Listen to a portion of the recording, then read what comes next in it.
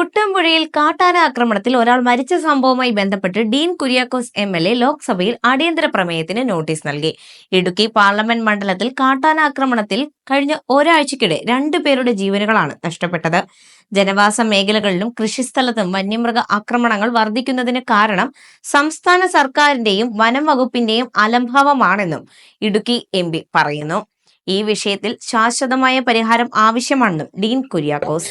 അതോടൊപ്പം ജനങ്ങളുടെ ജീവനും സ്വത്തും സംരക്ഷിക്കാൻ പ്രാഥമികമായ ബാധ്യതയുള്ള സർക്കാർ അത് ചെയ്യാതെ മാറി നിൽക്കുന്നു. അപ്പോൾ ഇതിൽ ഗവൺമെന്റിന്റെ അനാസ്ഥ മാത്രമാണ് മനുഷ്യജീവനുകൾ പൊലിഞ്ഞു വീഴുമ്പോൾ നമുക്ക് കാണാൻ കഴിയുന്നത്.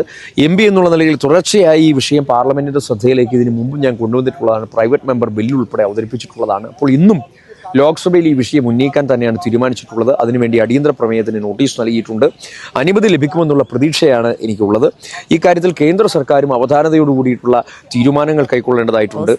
അതേസമയം കാട്ടാന ആക്രമണത്തിൽ 3 ആഴ്ചക്കിടെ 2 പേർ കൊല്ലപ്പെട്ട കോതമംഗലം കുട്ടമ്പുഴയിൽ കിടങ്ങ് കുഴിച്ചു തുടങ്ങി. ആനകളെ തടയാനാണ് ട്രെഞ്ച് നിർമ്മാണം. ആന്റണി ജോൺ MLAയും ജില്ലാ കളക്ടർ NSK ഉമേഷും നൽകിയ ഉറപ്പുകൾ പാലിക്കുന്നതിന്റെ ഭാഗമാണിത്. തീർച്ചയായിട്ടും ഫോറസ്റ്റ് ഉദ്യോഗസ്ഥന്മാരുടെ ഭാഗത്തു നിന്നുണ്ടായിട്ടുള്ള കൃത്യമായ അലംഭാവം